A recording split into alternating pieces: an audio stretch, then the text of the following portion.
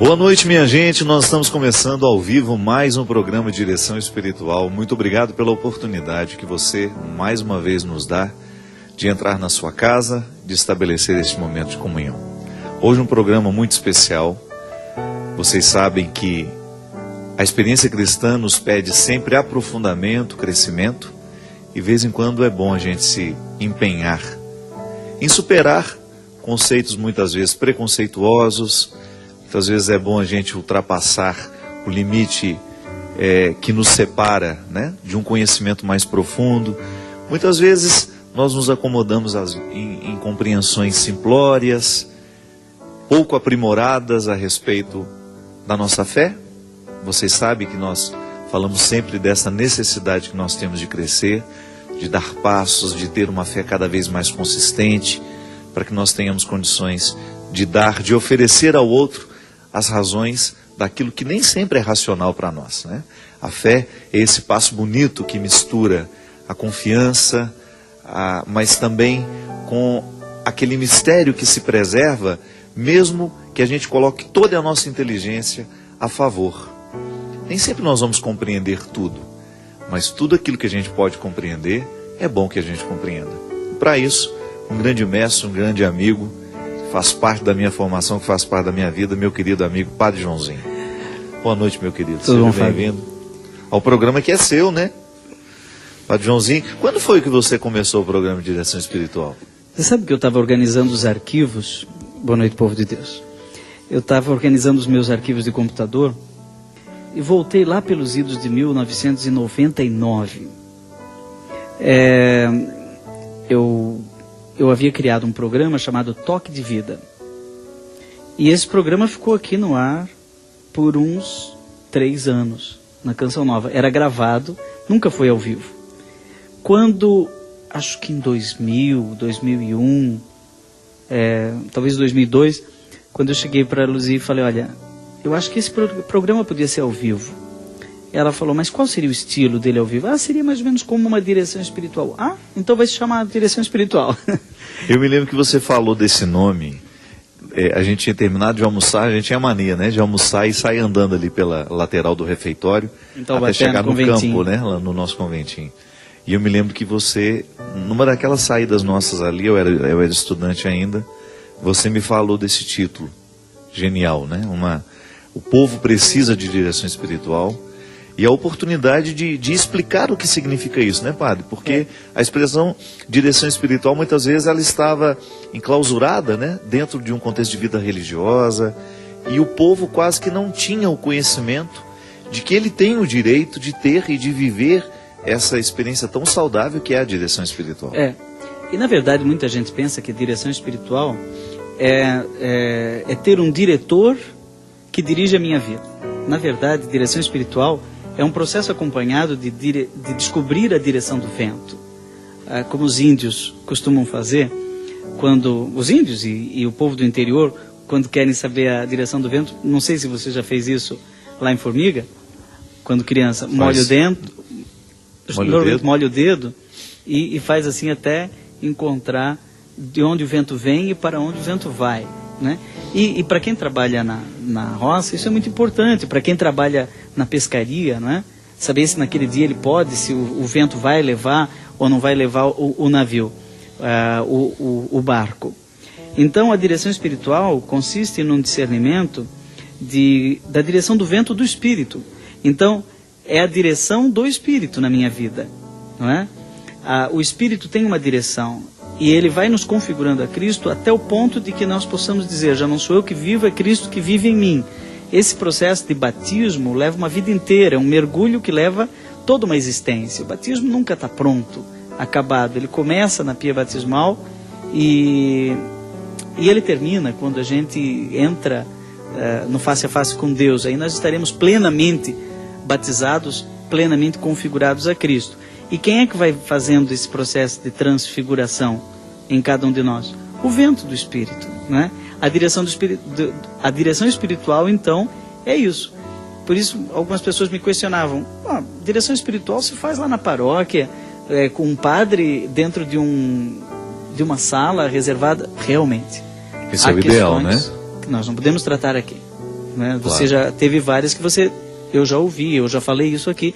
Vá lá, procure seu padre, né, para concretizar esse assunto. Porém, algumas questões universais, né, questões universais são podem ajudar comuns a todos, né? Porque é interessante, padre, como o cristianismo, sobretudo dentro deste contexto de igreja que foi crescendo, quando nós tínhamos muito poucos padres, e assim é a nossa situação atual, né? Poucos padres para muitos fiéis, o povo acabou se esquecendo do direito de ter essa audiência particular, vez em quando, com o seu confessor. E lembrando que direção espiritual não é confissão, né? Tanto é que na confissão a gente não pode tratar muitas vezes as questões de direção espiritual, porque o padre precisa comentar. E na confissão não, é acusação de pecado. Mas o povo se limitou a ir procurar o padre muito mais para a confissão dos pecados e muito pouco para a direção espiritual, por causa da própria dificuldade que os padres tinham e têm de atender tantas pessoas necessitadas dessa direção, né? É verdade, é bom distinguir direção espiritual de confissão, porque a matéria-prima da confissão é o pecado, não é? Claro, dentro de um horizonte de vida, um horizonte mais amplo, dentro do contexto da minha vida, tem o aconselhamento, só que nós não podemos esquecer de que a confissão é uma celebração, é uma liturgia. É um sacramento, né? Um sacramento. Tem ritual, né? Tem um ritual, né? Muitas vezes nós esquecemos isso na confissão individual, né? Mas tem liturgia da palavra, né? A palavra de Deus tem que estar ali presente. E tem um tempo também, né? É simples, é breve. O perdão de Deus é um abraço. Aquela história do filho pródigo que chega, ele vai tentando decorar a confissão dele no caminho, né? Pai, pequei contra o céu e contra ti. Parece confissão de primeira comunhão, né? A gente decora 5... Não sei se aquela ansiedade, né? Com papelzinho na mão. Eu fiz isso, falei que Padre falei palavrão. Tamazia, né? O primeiro confessor. Ah, é? Foi. Aí você chega, fala aquilo e o pai parece que nem ouviu o pecado. Acho que a coisa que Deus mais tem dificuldade de ouvir é pecado, né? Então ele se apressa em abraçar, já manda tomar banho, pôr um anel, roupa nova, e vamos para a festa. Isso é uma liturgia, a história do filho pródigo é uma liturgia penitencial. Agora, a direção espiritual, ela tem um processo que tem um outro processo diferente, um processo mais catequético do que litúrgico. Então, o que eu observo é que tem que ter um orientador espiritual, tem que ter um diretor espiritual que faz o contraponto. Ninguém consegue se perceber em tudo, né? Todos nós temos um espaço de cegueira pessoal. A gente não consegue enxergar certos lugares da gente. Eu não consigo enxergar as minhas costas, né? Mas se eu fizer assim, você vai ver as minhas costas. Assim eu também tenho espaços de penumbra existencial que eu não consigo ver, mas o outro me ajuda a enxergar, né? E diz, olha, pode ser até que você não seja, mas as pessoas estão vendo você assim, né? E uma outra coisa interessante é que quando isso dura um determinado tempo, o diretor espiritual vai fazendo com a gente, e a gente com ele, aquela brincadeira dos pontinhos. Não sei se você já fez isso, é que tem o número 1, 2, 3, 4, você não sabe o que é aquilo, é um monte de pontinhos dentro de uma... Toda criança fez isso na escola. Aí você pega o 1, junta com o 2, e com o 3, e com o 4... E vai ganhando uma forma, né? Aí no final você vê que aquilo é um elefante, né? Mas quando era um conjunto de pontinhos, não tinha nenhum sentido. A vida da gente, às vezes, tem a dinâmica da enceradeira. A gente fica girando e não sai do lugar, não é? A gente anda meio que em círculos, não tem uma direção, uma terra prometida. A gente não está caminhando em direção a uma promessa. Isso vai dando uma certa náusea pessoal. A gente não tem a sensação de que não está saindo do lugar. Por exemplo, eu escrevi essa semana para Canção Nova, para o portal de formação, um artigo sobre como eu faço para descobrir a minha vocação.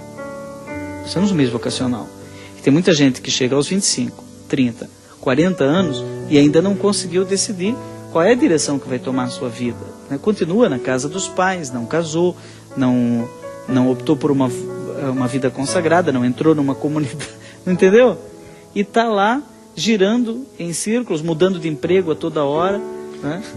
Tem gente que tem vocação para ser enceradeira, então, né? Roda e não vai a lugar nenhum, né? E vai dando uma ansiedade. Falta direção espiritual. Juntar os pontinhos da sua vida e no final dizer, opa, é um elefante. Mas você sabe, é interessante que a direção espiritual, ela traz um caráter terapêutico ao processo do ser cristão, né? Porque a gente sabe que, e você que nos acompanha aqui toda quarta-feira, sabe que o nosso esforço é constante para a gente poder ser muito claro nessa proposta cristã.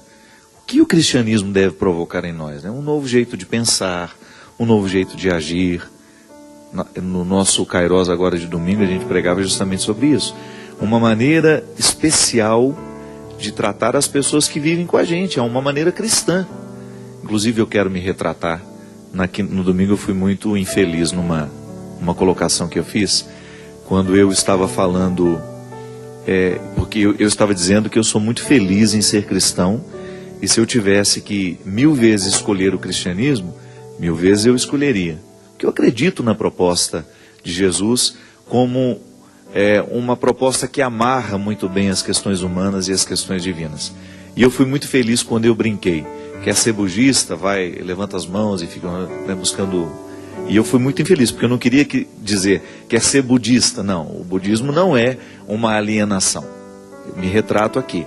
O budismo, aliás, quando eu estava me referindo àqueles espiritualistas que não são nada, na verdade, que não têm nenhum comprometimento religioso e que se limitam a dizer que vivem um espiritualismo, que muitas vezes usam de maneira sem conhecimento do próprio budismo, usam a expressão o nirvana, eu vou ficar zen, né? Como o estado zen, um descomprometimento com a história, com a realidade. Não, e dentro do budismo a gente sabe que o estado zen é uma busca de controle mental para que os desejos não nos possuam, para que os desejos não nos dominem. Então eu quero me retratar com todo budista que nos assiste, profundo respeito pelo, né? Eu sei que não é uma religião que provoca esse descomprometimento com a história. Mas naquele momento eu queria falar justamente que o cristianismo ele é muito prático na nossa vida, padre. E nós temos questões diárias para serem olhadas e observadas no nosso comportamento à luz de Jesus. Inclusive eu quero trazer aqui uma palavra que eu recebi de uma amiga agora há pouco pelo celular, uma palavra do Papa Francisco, dizendo de maneira belíssima isso. Quero pedir a vocês, isso o Papa dizendo, me ajudem a viver essa abertura. Por favor, deixem que Cristo e a sua palavra entrem na vida de vocês. Deixem entrar a semente da palavra de Deus. Verdade.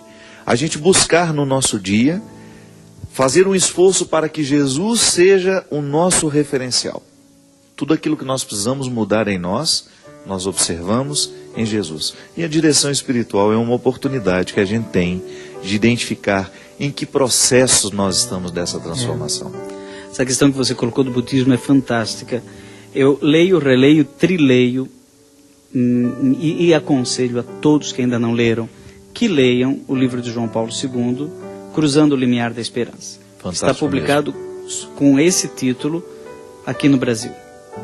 Ele parte do princípio que as sementes do verbo foram espalhadas, como diz o padre Marcial Massaneiro, pelo vento do Espírito, por toda a terra. Né? As sementes do verbo de Deus. Este verbo que se fez carne e habitou entre nós, ele tem sementes espalhadas na terra inteira, mesmo nos lugares que a Igreja Católica não pode controlar, né? Não pode Isso controlar. É fantástico. E aí o que Deus faz pelo mundo, o que Deus semeia pelo mundo, não é nós não temos o controle disso. Deus age onde e como. Deus é Deus, não é? Deus é Deus. Nós não temos o controle sobre Deus, Ele é onipotente. Justamente. E o curioso é que essa semente do verbo, ela nasceu em alguns lugares não cristãos e se desenvolveram ali valores que seriam maravilhosos no cristianismo, mas que nem o cristianismo ainda conseguiu desenvolver. E aí João Paulo II começa a tentar identificar quais são os grandes valores nas grandes religiões da humanidade que tem no cristianismo, mas que eles desenvolveram mais do que nós. Já estão lá muito mais do que em nós. Não em todos os casos, mas assim, em geral. Por exemplo, quando ele fala dos muçulmanos, ele exalta essa semente da oração, que realmente... Uma fidelidade, né, Você sabe, Fábio, que esses dias em Taubaté, eu não havia rezado. E cheguei para comprar um sapato. E o dono da sapataria é muçulmano. Tem muito muçulmano em Taubaté. Tem uma mesquita ali perto da rodoviária agora. Durante a venda, o senhor me aguarde só um minutinho, mas não se preocupe, eu sou muçulmano, está na hora. Volto lá. Ele virou num canto, rezou, É. e eu fiquei pensando, bem, eu sou o padre aqui, né? Eu sou o padre aqui. Essa disciplina, né, da oração que eles têm, realmente A gente devia rezar 5 vezes ao dia, ele reza 5 vezes ao dia. Do budismo, ele fala a capacidade de respeito à natureza, do hinduísmo essa integração, também, né? A disciplina corporal.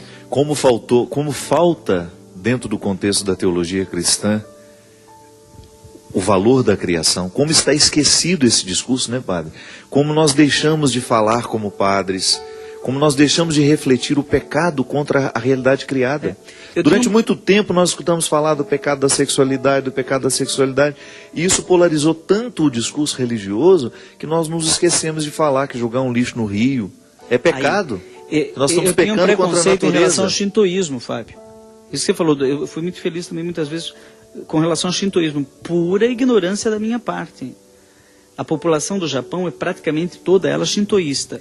Você já esteve no Japão? Já estive no Japão. A cultura shintoísta respeita a todo lugar que é fonte de vida. Então, por exemplo, onde tem uma fonte, aquilo eles preservam. O Japão foi um lugar que mexeu muito comigo, porque eu pensei, gente, aqui eles não são cristãos, e a gente identifica o tempo todo os valores cristãos, na maneira como nós somos recebidos, né? A reverência que um japonês tem pelo outro, pela pessoa do outro, a maneira respeitosa, o papel do silêncio para ouvir, o silêncio para ouvir, respeito à experiência do idoso. Eu me lembro que nós tivemos um estresse lá na hora do embarque, e a pessoa que estava comigo ficou muito nervosa, assim, porque tinha dado uma coisa errada, e o motorista que tinha sido culpado pela grande confusão escutou um monte de coisa do meu amigo brasileiro, que estava muito irritado. E eu fiquei impressionado. Ele era japonês? Não, o meu amigo não. Meu amigo brasileiro. Não, esse motorista. O motorista era japonês. Se você visse a postura dele de ouvir aquele discurso todo irritado, meu amigo, e ele naquela serenidade, padre, ouvindo aquelas palavras, ou ele parou, ouviu, mas aquilo parecia que ele estava com uma capa de chuva, que o ódio não entrava nele. Sabe, ele com aquela cara assim, concordando com tudo que estava sendo falado, estava sendo dito para ele em inglês. Eu só percebi que meu amigo estava muito bravo. Mas eu identifiquei que naquela postura existia uma maneira de ser cristã que eu não consigo viver, mesmo professando Jesus todos os dias na minha vida.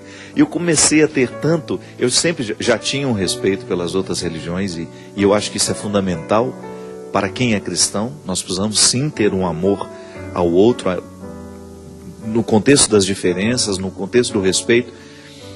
Mas eu fiquei impressionado de ver como o Japão me fez bem observar que lá existem valores tão incorporados, naturalmente vividos e experimentados, que parece que nós estamos... Agora deixa eu dizer para aquele que está nos ouvindo, que vai gravar esse programa e vai colocar no YouTube, picotar todo, seja honesto.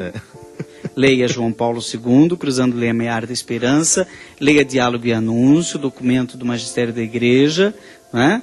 Leia os textos de Karl Rahner, o maior teólogo do século XX, que chamava esses cristãos de cristãos anônimos, uma expressão não totalmente feliz, porque muitas vezes eles não sabem que são cristãos, mas para nós há um cristianismo latente neles, né? E aqui a gente teria exemplos e mais exemplos sobre isso. E a gente pode até tocar numa questão que ficou foi muito falada em outros tempos, né, em outros momentos. Inclusive um texto seu escrito em 2009 ajudou muitos cristãos que estavam em dúvida a respeito do próprio termo, fora da igreja não há salvação, né?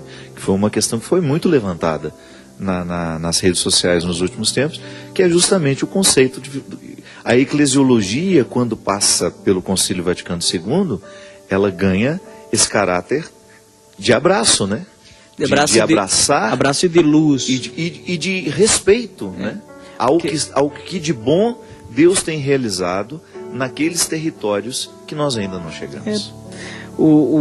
A Lumen Gentium é fantástica quando coloca a igreja como luz e não simplesmente como uma barca. Ou você está dentro ou você está fora. A luz O ilumina. conceito de barca de Pedro foi um conceito muito tratado pela eclesiologia do Concílio de Trento, né, que é o grande momento desse conceito, né?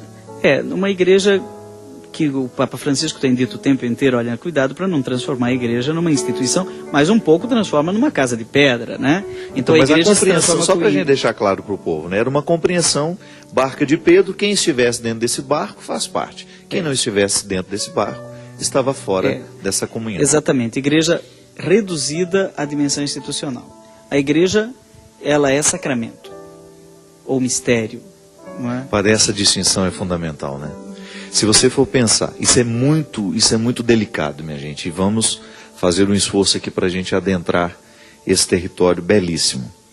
Igreja, instituição, igreja, mistério.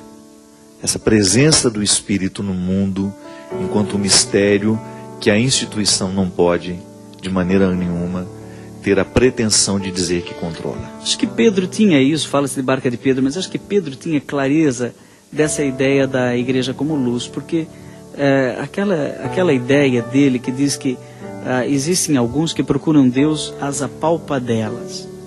Isso para mim é muito eloquente.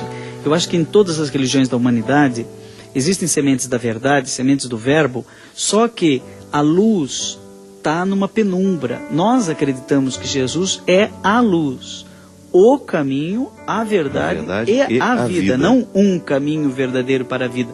Porque aí nós cairíamos no relativismo. Temos vários lados para subir numa montanha. Você pode subir pela via budista, você pode vir pela via cristã. Não, nós não acreditamos nisso. Nós acreditamos que a verdade tem nome, tem rosto e se chama Jesus de Nazaré. Agora, esta verdade está presente também em outras religiões, ainda que não saibam, não é? Mas eles estão procurando as apalpadelas, como diria Pedro. E qual é o serviço da Igreja Sacramento? Lumen Gentium, luz dos povos.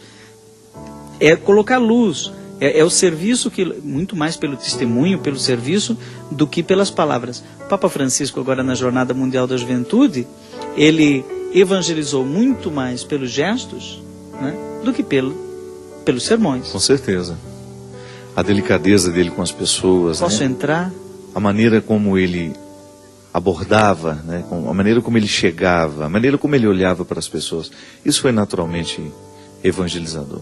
É a cultura que ele chamou cultura do encontro, não é? No diálogo interreligioso, isso já está nos documentos da igreja. A gente sabe que o diálogo é salvífico. Ou eu estou aberto ao diálogo e sou também canal de salvação, né? Ou não, ou eu quero crer que as pessoas se salvam pela crença em algumas verdades. Mas nós temos uma fé que não se reduz à crença em verdades. A fé não se resume à fé em que?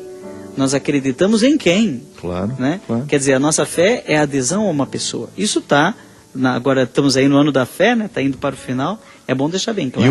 E uma pessoa, né? Uma experiência que não permite que em nós o ódio permaneça, né, Padre? Eu acho que o essencial da nossa experiência com Deus, o grande fruto que o cristianismo precisa provocar em nós é justamente nos tornar cada vez mais território do amor, da misericórdia, do encontro, como diz também o Papa Francisco, que em nós e a partir de nós o mundo possa se encontrar, né? Então fique muito atento, você que gosta de defender a sua fé, e é bom que você defenda, é bom que você conheça a sua fé. Nós falamos isso no início do programa. Mergulhar no mistério do conhecimento do nosso cristianismo, do nosso catolicismo, você conhecer um pouco de teologia, você fazer um esforço para estudar o catecismo católico, para você conhecer os argumentos da sua fé. Mas que no momento que você tiver que argumentar, que no momento que você tiver de se posicionar para defender o que você crê, que você não se desprenda da sua responsabilidade de amar. Porque assim Jesus resumiu a questão.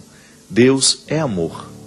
E o nosso amor humano, muitas vezes machucado pela nossa vaidade, pela nossa prepotência, ele precisa ser convertido. Então, quando nós vamos argumentar para defender o que nós cremos, para fazer com que as pessoas possam entender o que nós queremos dizer, ou até mesmo para fazer uma correção, que permaneça então a nossa caridade, que é o maior de todos os... Né? Claro, e nós São Paulo podemos disse de divergir, maneira tão nós podemos divergir. enfática. É muito interessante aquele livro do Papa Francisco, que está publicado agora no Brasil, várias editoras publicaram, mas que no original chamava-se Sobre o Céu e a Terra. É o diálogo entre ele, enquanto arcebispo de Buenos Aires, e o rabino de Buenos Aires, que é o Abraham Skorka. Então é Jorge Bergoglio e Abraham Skorka. E o interessante é que o livro foi um fruto de um diálogo, é um exercício de diálogo entre dois líderes de duas religiões diferentes, o cristianismo e o judaísmo.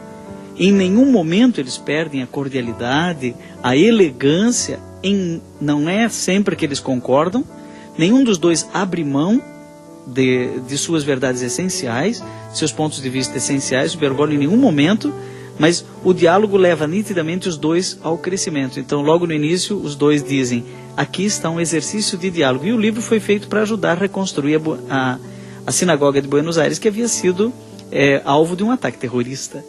Então, você veja, é um diálogo frutuoso. Com certeza. Ele disse que ficaria só o primeiro bloco, mas é mentira. Nós vamos segurá-lo aqui mais um mês, que ele não pode ir embora mais, que ele vai se comprometer em ficar. O diálogo, que às vezes é tão difícil, né? O diálogo, a gente sabe que o diálogo religioso é difícil, mas é também difícil o diálogo dentro de casa. Às vezes nós queremos que o mundo seja melhor, que as pessoas sejam capazes de se respeitarem, de se amarem, mas às vezes a gente não dá o nosso passo de amar aquele que está dentro da nossa casa e de conviver com a diferença. Então é sempre bom que a gente veja qual é a parte desse, como dizia de maneira poética Chico Buarque, né?